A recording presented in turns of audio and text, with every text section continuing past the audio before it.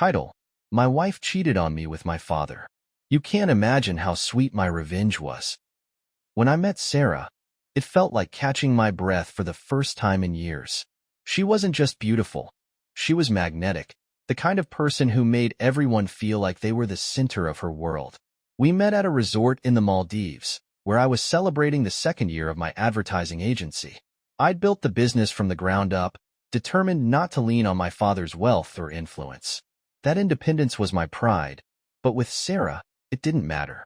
She didn't care about what I did, just who I was, or at least, that's what I thought. She was lounging by the pool, her hair catching the sunlight, a cocktail in her hand, and a teasing smile on her lips. When she saw me looking, she didn't turn away. Instead, she raised her glass and smiled wider, as if daring me to come over. Within a year, we were married. Those early months were something out of a movie. Beach trips, late-night talks, and a closeness I'd never experienced before. She laughed at my dumb jokes, danced in the kitchen while making dinner, and made me feel like the luckiest man alive. I thought I'd found my forever, but forever started slipping through my fingers. It was small things at first. Sarah became distracted. Her laugh didn't quite reach her eyes, and she started guarding her phone in a way she never had before. "Who are you texting?" I asked casually one evening as she sat curled up on the couch, her phone glowing in her hands. "No one important," she said without looking up. Then, with a quick movement, she locked the screen. "Then why hide it?" She sighed heavily, rolling her eyes. "God, Sam, can't I have some privacy? It's just Lisa." Lisa, her best friend from college, was a convenient excuse. One that made sense on the surface, but left me uneasy. Then there were the absences. She joined a yoga class, but couldn't remember her instructor's name. She started talking about a book club, but the books never materialized. One night, while cleaning the garage, I found a red designer handbag tucked under a pile of old magazines. Sarah wasn't flashy. She'd always preferred simple elegance over bold statements. "Sarah, what's this?" I asked the next morning, placing the bag on the kitchen counter. She glanced at it briefly before shrugging. "It's for a friend's birthday." "In the garage?" Her smile tightened. "I was hiding it because I didn't want you to ruin the surprise." I nodded slowly, but her explanation didn't sit right. The tipping point came when Emma, my sister, texted me late one evening. "Hey, did Sarah say anything about last week? I saw her at a cafe." She wasn't alone, and it didn't look like work. When Sarah got home that night, I brought it up as casually as I could manage. "Busy day?" I asked as she kicked off her heels. "Exhausting," she replied, barely looking at me. "Emma said she saw you last week. Said you looked stressed." Her head snapped up. "Emma needs to mind her own business," she said sharply. "I was just running errands." "She said you weren't alone." Sarah froze, her eyes narrowing. But then she let out a brittle laugh. "Your sister loves drama, doesn't she? Let's not give her any." Her deflection left me cold, and my suspicions only grew. Late one night, while Sarah was asleep, I finally decided to check her laptop. I hated myself for it, but the need for answers outweighed the guilt. Her password wasn't hard to guess. Inside, I found emails and messages, nothing blatant, but enough to make my stomach twist. A folder marked "Work" caught my eye. Inside were conversations with someone named E. They weren't long, but they were intimate. "I missed you today. Next week can't come soon enough." Whoever E was, they had a piece of Sarah I thought belonged to me. Before the tension escalated into full confrontation, there were fleeting moments where Sarah and I tried to reconnect, or at least, she pretended to. One night, she surprised me with a fancy dinner at home. The table was set with candles, soft music played in the background, and she greeted me at the door wearing a red dress that clung to her curves in all the right ways. "What's all this?" I asked, setting my bag down. "I figured we could use a little romance," she said, her voice low and sultry. Her efforts disarmed me. Despite everything, my body responded to her as it always had. During dinner, she laughed and touched my hand, leaning closer as if nothing had changed. I wanted to believe her, to let myself be pulled back into the illusion. After dinner, she took my hand and led me to the bedroom without a word. Her touch was electric, her lips hungry. As we fell onto the bed, I let myself forget the doubts, the lies, and the growing distance between us. For a moment, it felt like we were us again. No secrets, no shadows. She moved with an urgency that was almost desperate, her nails digging into my back as she whispered my name. I responded in kind, losing myself in her. But even in the heat of the moment, there was a nagging feeling I couldn't shake, a sense that this wasn't just about us. It felt like she was trying to convince herself of something, to erase the guilt I didn't yet fully understand. When it was over, she lay curled against me, her breathing soft and steady. I stared at the ceiling, my mind racing. The passion had been real, but it didn't erase the distance that lingered once the heat faded. I held her close, but the questions remained, pressing against the edges of my mind like an unwelcome intruder. The next morning, Sarah greeted me with a breezy smile as she poured her coffee. I stared at her, the messages fresh in my mind. "Who's E?" I asked, my voice calm but steady. Her hand faltered for just a second before she laughed. "E? What are you talking about?"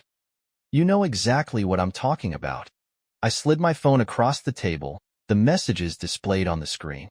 Her face froze, and for a moment, I thought I saw guilt. Then she laughed again, though it sounded forced.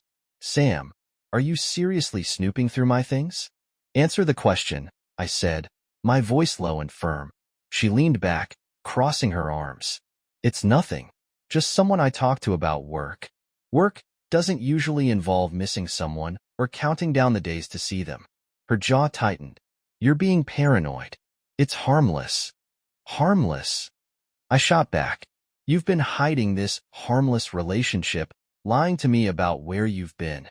Do you think I'm stupid?" "Don't yell at me," she snapped, slamming her coffee cup on the counter. "You're suffocating me with your accusations." "I'm suffocating you?" I said, my voice incredulous. "You're the one tearing this marriage apart with your lies." Her eyes flashed with anger. "Maybe I am lying. Maybe I'm not the perfect little wife you want me to be. Maybe I need more than what you're giving me." Her words hit like a punch to the gut. "What are you saying?" For a moment, she hesitated, then looked me in the eyes. "I'm saying I'm not happy, Sam. I haven't been for a long time." The confrontation was inevitable. I'd been sitting on this storm of emotions for weeks, maybe months, pretending everything was fine when it so clearly wasn't. The tension between us had become unbearable, creeping into every glance, every silence, every forced smile. I couldn't keep living like that. I needed the truth, even if it broke me. It started on a cold Thursday evening. I remember how the air outside felt sharp, like it was trying to cut through my jacket on the way home from work. When Sarah walked through the door, I knew something was off immediately. Her makeup was smudged, just a little, but enough to make me notice. Her hair was messy in a way that didn't look accidental, like someone had run their fingers through it. She didn't even look at me as she walked past. "Hey," she mumbled, heading straight for the kitchen. I followed her, trying to act casual. "Late night?" "Yeah," she said over her shoulder, opening the cupboard to grab a wine glass. "Work ran over." Her voice was flat, almost dismissive, but I noticed how quickly she poured herself that first glass. Her hands weren't steady. I leaned against the counter, crossing my arms. "What kind of meeting keeps you out this late?" She froze for just a second, then turned around with a faint smile, holding her glass like it was a shield. "The kind that pays the bills," she said, taking a sip. I didn't respond right away, just kept watching her. She must have felt it because her expression shifted, something between frustration and guilt. "What?" she snapped. "Why are you staring at me like that?" "I'm not," I said, though my heart was pounding. "Just wondering how your day went." Her lips twitched, but not into a real smile. She set the glass down on the counter, stepped closer, and slid her hands up my arms. "You've been so tense lately," she said, her voice softer now. "Why don't you let me help you relax?" Her sudden change of tone threw me. I wasn't expecting it, wasn't ready for the way she pressed herself against me, her fingers trailing up my neck. "I've missed you," she whispered, her lips brushing my ear. For a moment, I wanted to believe her. God, I wanted to believe her so badly.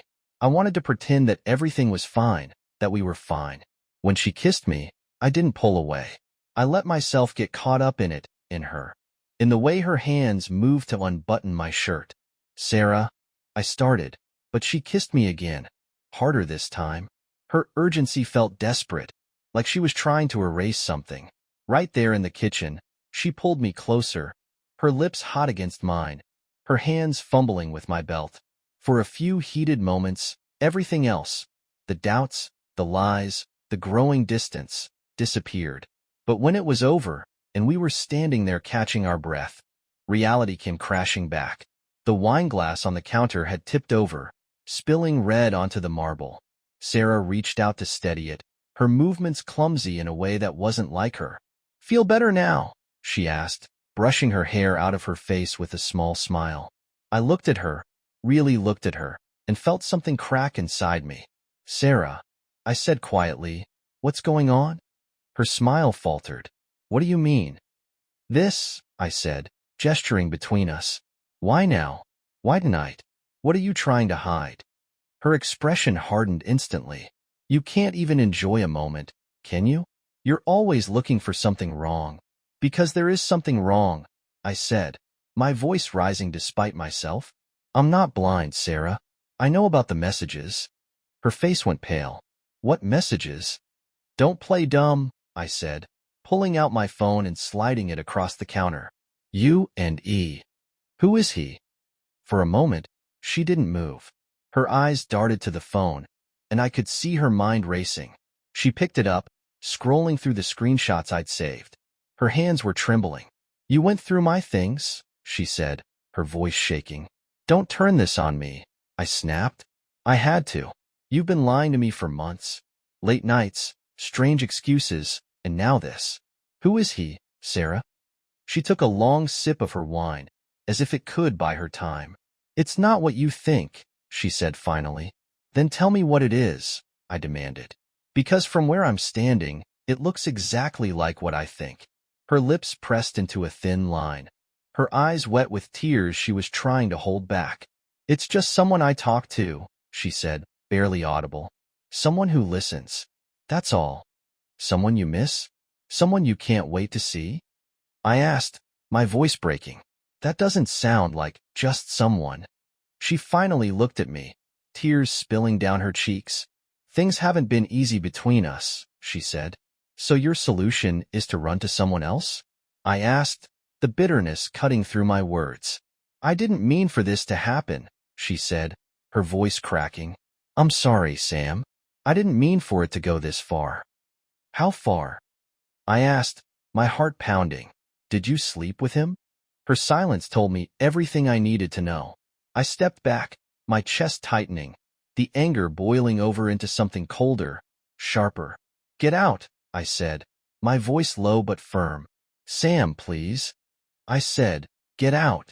I shouted, pointing to the door. Her sobs echoed through the house as she grabbed her bag and fled. The sound of the door slamming shut felt final, but it didn't make the ache in my chest go away. I sat down at the table, staring at the spilled wine and the empty space she'd left behind. The anger burned hot and bright, but beneath it was something worse, a hollow ache that wouldn't fade. The life we'd built together, the trust one thought we had. It was all gone, shattered beyond repair. The truth hit me like a freight train. People say you should prepare for the worst, but how do you prepare for something that completely upends everything you thought you knew about the people closest to you? You can't. You just stand there and let it crush you. That night, after Sarah left, I couldn't stop moving. Sitting still felt impossible. Every time I tried to calm down, the thoughts came back. Her lies, her vague excuses, the way she looked at me like I was the one ruining everything. My mind was running at full speed, jumping from rage to confusion to heartbreak so fast it made me dizzy. I tried lying on the couch, staring at the ceiling, but it was no use. I got up and started pacing the house, going over every word she'd said, every moment that felt off in hindsight. The yoga classes, the book club, the late nights at work. How had I been so blind? By morning, I was physically exhausted, but my mind was still racing. The only thing I knew for certain was that I needed answers. Real ones. No more half-truths or evasions. I grabbed my phone and called Emma. "Hey," she answered cautiously, her voice soft. "How are you?" "Not great," I said, the words coming out sharper than I intended. "Emma, I need to know who it is. I need the truth." She hesitated. "Sam, are you sure? Once you know, you can't unknow." "I don't care," I snapped. "I need to know. Please, Emma, can you help me?" She sighed heavily. "Okay, let me look into it. Just give me a little time." The waiting was unbearable. I kept checking my phone, pacing the room, looking out the window like some kind of lost puppy. My stomach was in knots. I didn't eat, didn't drink, didn't do anything except sit there and wait for her call. When the phone finally buzzed, I almost dropped it. My hands were shaking so badly I could barely hit the answer button. "Emma," I said, my voice cracking. Her tone was heavy, like she was carrying the weight of the world. "Sam," she began, her words slow and deliberate. "I've got something, but you're not going to like it." I braced myself. "Just tell me." She paused, and for a second, I thought she might not say it. But then the words came, and they shattered everything. "It's Dad," she said quietly. I swear I stopped breathing. My body went cold, like someone had dumped a bucket of ice water over me. "What did you say?" "It's Dad," Emma repeated, her voice trembling. "I saw them. At first, I didn't want to believe it, but, Sam, I'm so sorry." I didn't respond. I couldn't. My mind was blank, and yet somehow those words, "It's Dad," kept echoing louder and louder until they drowned out everything else. I don't even remember ending the call or grabbing my keys. The next thing I knew, I was driving. My hands were gripping the steering wheel so tightly they hurt, but I didn't care. I didn't even know where I was going until I pulled up outside my mother's house. She opened the door, her face lighting up with a small smile that quickly disappeared when she saw me. "Sam, what's wrong?" I didn't answer. I brushed past her into the foyer, my heart pounding so hard I thought it might burst. "I need to talk to you," I said, my voice tight. She followed me into the living room, her brow furrowed with concern. "Sam, you're scaring me. What's going on?" I turned to face her, and the words came out before I could stop them. "It's about Dad. And Sarah." Her face went pale. She didn't say anything, but the way her eyes widened, the way she froze, it was all the confirmation I needed. "You knew," I said, my voice shaking with anger. "You knew, didn't you?" "Sam," she started, but her voice cracked. "How long?" I demanded, my voice rising. "How long have you known?" Tears welled in her eyes. She looked down at her hands, unable to meet my gaze. "Sam, it's not that simple." "Not that simple?" I snapped. "You stood by and let this happen. You let them."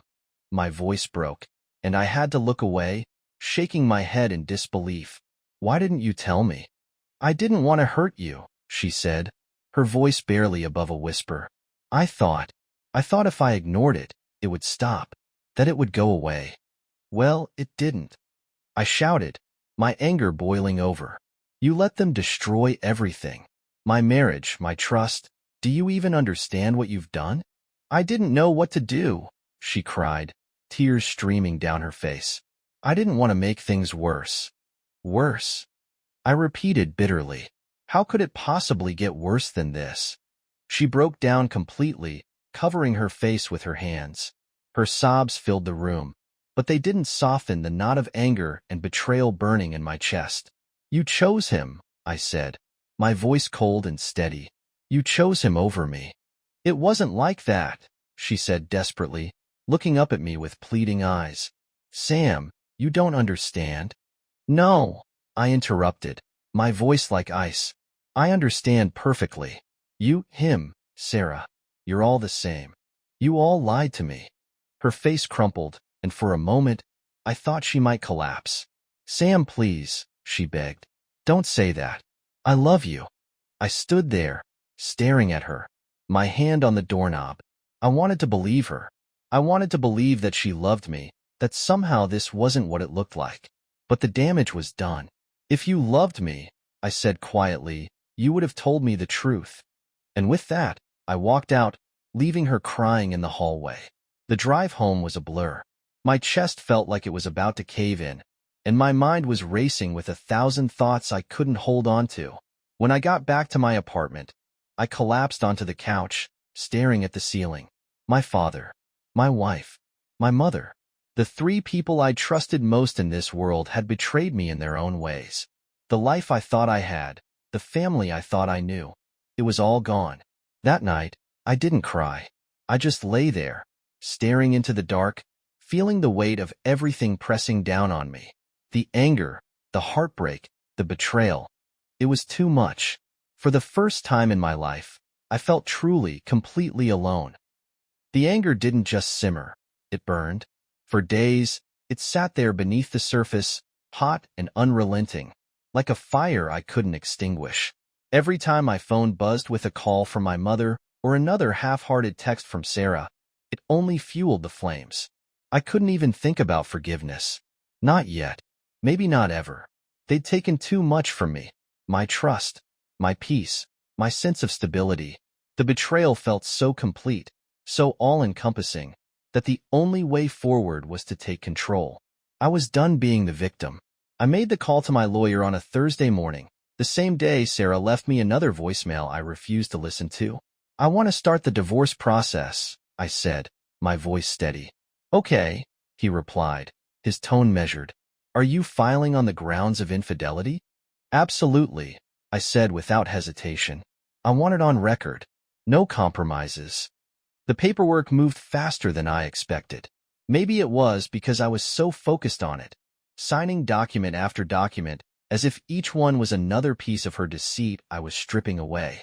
For the first time in weeks, I felt a glimmer of control, but it wasn't enough. I couldn't just end it quietly. That wasn't who I was anymore. The idea for the billboards came during one of those sleepless nights. I was lying on my couch, staring at the blank walls of my apartment, the silence pressing in on me. And then it hit me. Sarah cared more about appearances than almost anything else. Her obsession with being perceived as perfect, as someone people admired. It was her Achilles heel. By morning, I knew exactly what I was going to do. Using my advertising agency's resources, I designed a series of billboards. I didn't hold back. The design was simple but cutting.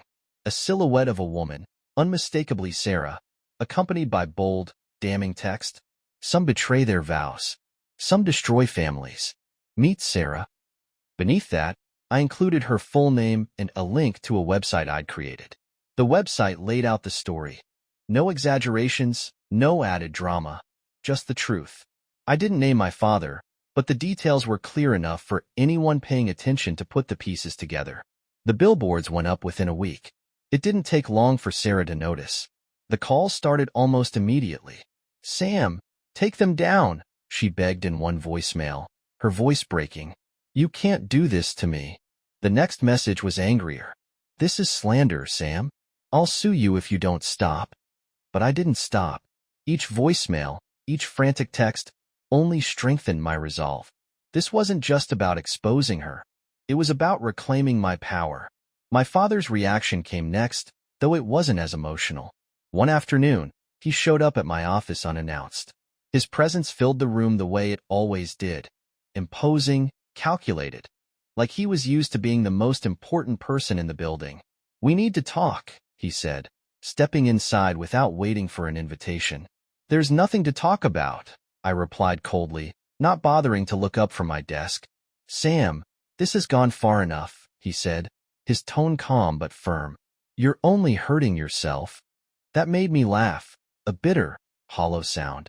Hurting myself? That's rich coming from you. You're the one who destroyed everything, and now you have the audacity to tell me to stop. I made a mistake, he said, his voice softening. But this vendetta isn't going to fix anything. Don't you dare lecture me, I snapped, finally looking up at him. You've been telling me how to live my life for as long as I can remember, and now you want to play the victim? You're a hypocrite, he sighed, running a hand through his perfectly styled hair. Sam, I'm still your father. I'm trying to make things right. I stood, leaning forward on my desk, my voice cold as ice. You're not my father anymore. You're nothing to me. His face hardened, the cracks in his composure finally showing. Without another word, he turned and walked out. Watching him leave felt like closing the final chapter of a book I never wanted to read in the first place. The divorce was finalized a few days later. Sarah's attempts to fight back were weak, her anger no match for the evidence I'd gathered. The judge awarded me nearly everything I asked for, full ownership of the house, though I didn't want it anymore. Too many memories. Too much pain. I moved into a new apartment, a smaller place that felt like a fresh start. Quiet. Safe. The billboards came down not long after. They'd done their job. Through it all, Emma was my anchor. She was the only one who didn't waver, the only person who stood by me. One day, she showed up at my apartment with a cardboard box in her arms. "What's that?" I asked, eyeing her suspiciously. She grinned and set it on the counter. "Open it." Inside was a tiny black and white kitten, its green eyes wide and curious. The little thing meowed softly, stretching its tiny paws toward me. "I figured you could use some company," Emma said, her voice gentle. "Someone who won't let you down." For the first time in what felt like forever, I laughed. A real laugh. Not the bitter, broken sound I'd gotten used to. I picked up the kitten, holding it close as it purred against my chest. "What's his name?" I asked. "That's up to you," she said. I named him Max. In Max's small, playful presence, I found a kind of peace I hadn't felt in months. The apartment didn't feel so empty anymore. Life wasn't perfect, not by a long shot, but it was mine again. And for now, that was enough.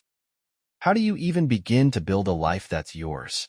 That thought has been circling in my head for weeks now. Not a life defined by someone else's actions or expectations, but one that feels like mine. Honestly, I'm not sure I even know what that looks like yet, but I know I have to try. For now, it means focusing on the little things that keep me grounded. Like Max, who knew a tiny, curious kitten could feel like the most reliable presence in my life. He doesn't care about the mess I'm in, doesn't judge me for my late nights, or the fact that sometimes I just sit on the floor and cry. He just curls up next to me, purring like I'm the best thing in the world. It's simple, but it's real. Then there's Emma. She doesn't say much about what happened. She knows I don't need lectures or pity, but she's there, bringing over takeout, forcing me to laugh at stupid memes, reminding me that it's okay to be mad, or sad, or whatever the hell I'm feeling that day. She's my anchor in all of this. And work is my safe space. It's predictable, unlike people. Numbers don't lie. Deadlines don't betray you. I've thrown myself into the agency like it's the only thing keeping me afloat. And maybe it is. At least there, I know what I'm doing. But even with all of that, there are moments when the weight of it all feels unbearable. Late at night, when the city gets quiet and there's nothing left to distract me, it hits. The betrayal. The lies. The years I spent trusting people who didn't deserve it. And yeah, there's anger, but it's not just that. It's disappointment. In them. In myself. I keep asking myself, how did I not see it? How did I let it get this bad? But then, in those rare moments of clarity, I remind myself, it's not your fault. People make their choices, and those choices don't define you. That's what I'm holding on to now. The idea that I can rebuild, piece by piece. Life doesn't go back to what it was after something like this. You don't wake up one morning and suddenly feel okay. But maybe that's not the point. Maybe it's about finding a way forward, no matter how messy or slow it feels. About waking up and realizing that the anger doesn't burn as hot as it used to, that the heartbreak doesn't sting quite as much. And maybe, just maybe, it's about discovering a quiet kind of strength you didn't even know you had. Am I grateful for what happened? Of course not. It was hell. But I am learning from it, and that feels significant. I've learned to value the people who show up, the ones who stay when things get ugly. I've learned to let go of the people who don't, even if it hurts like hell to do it. And I've learned that moving on isn't about erasing the past. It's about reclaiming your peace. Not forgetting what happened, but deciding it doesn't get to own you anymore. Sarah and my father? They're like shadows now. Not in the haunting way, but in the way that you glance at something familiar out of the corner of your eye and realize it's not there anymore. I don't know where they are or what they're doing, and I don't care. Because my life? It's mine again, not theirs. Not shaped by their betrayals or their failures. Just mine. It's not perfect. There are days when I still feel like I'm fumbling in the dark, trying to figure out what comes next. But for now, I'm okay with that. For the first time in a long time, okay feels like enough.